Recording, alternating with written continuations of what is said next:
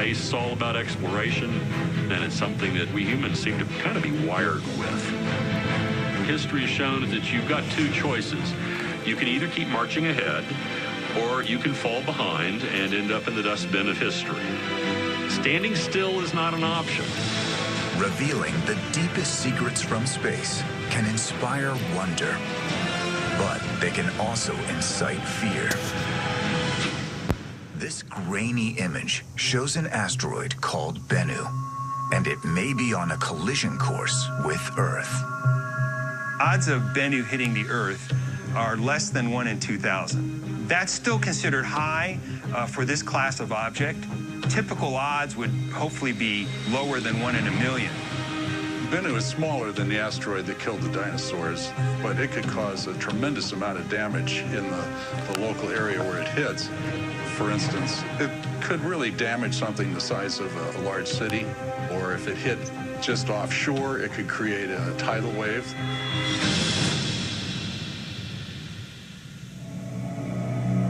In September 2016, Bashar and Peter will send a probe to photograph Bennu in detail and reveal its secrets.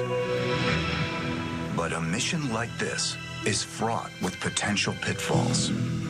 In August 2014, a spacecraft called Rosetta arrived at another small body, a comet caught in Jupiter's gravity. 3 months later, the Rosetta team attempted to land a probe called Philae on the comet's surface, and it ended in disaster.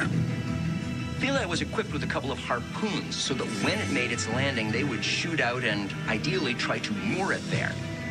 Except that apparently the harpoons did not fire when Philae landed.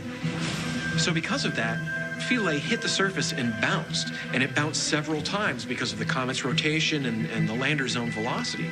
And it wound up coming down in an area of the comet that we didn't have good maps for, and so basically the lander was lost. The team is determined to see their mission succeed. That's because there is more to learn from Bennu than whether or not it will collide with Earth. It could unlock the origins of life on our planet. The Earth formed when objects slammed together. But later on, as it cooled and water became a large part of the surface composition, then it was possible for future impacts with smaller objects to actually bring in organic materials that could survive on the surface. That's how many people think organics came to the Earth, is through those impacts from asteroids. When we get a sample of Bennu back into our laboratories, we're going to be looking at material that formed in the initial phases of the formation of the solar system. If we could someday prove that the building blocks of life on Earth actually came from space and not from our own planet, it would turn everything we understood about the origin of life on its head. OSIRIS-REx will not attempt a landing like Philae. Instead, it will get a sample of the asteroid with a revolutionary new system called TAG-SAM. TAG stands for touch and go, and SAM is sample acquisition maneuver. So TAG-SAM is the actual act of reaching out, touching the surface of the asteroid and gathering the sample, then pulling away. Once samples from Bennu arrive back on Earth, we can test them for the kinds of organic materials that could have seeded Earth 4 billion years ago. But to successfully retrieve the sample, the cameras must function perfectly. The cameras are one of the critical experiments on this mission because as we get closer, it can refocus and actually becomes more like a microscope. And it can detect grains that are just a few millimeters across. So when we get to our sample site, we want to get the highest resolution possible. With only months to go until liftoff, the clock is ticking to get OSIRIS-REx right. We'll be launching in September of 2016. So we have a schedule pressure here that I think does take its toll on the team. There are a number of things that we're trying out for the first time, and that keeps people up at night at NASA. Should the mission fail, NASA will need another way to reach Bennu. Scientist Ben Hockman created a backup plan, and to test it, he's hitting the beach. I think most people assume asteroids are just big rocks in space, when in fact they have very interesting surface geology. We've found through recent missions that there can be a wide variety of different surface features. With its mix of sand and rocks, this beach mimics terrain that NASA has observed on comets and asteroids. It is the perfect place to test Ben's rover, nicknamed Hedgehog. Hedgehog is a whole new class of rovers, very different from the previous rovers that we've sent to the Moon and Mars.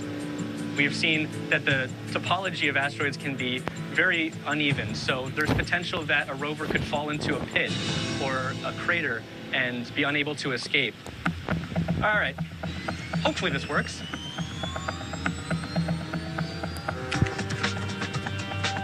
It may not look like much, but on an asteroid, where gravity is a tiny fraction of the Earth's, this same hop would propel Hedgehog far across the surface. It uses 3 internal flywheels to build up momentum internally, and by doing that, it can hop and tumble across the surface. These spinning flywheels build up momentum, and when Ben applies the brakes, he transfers that momentum into motion. Think about it like you're driving your bike and you come to an obstacle and you hit your front brakes. You have a lot of momentum about your front wheel, so you have a tendency to want to flip over your front wheel. The same is true for Hedgehog, but we do that to our advantage to hop in a controlled way.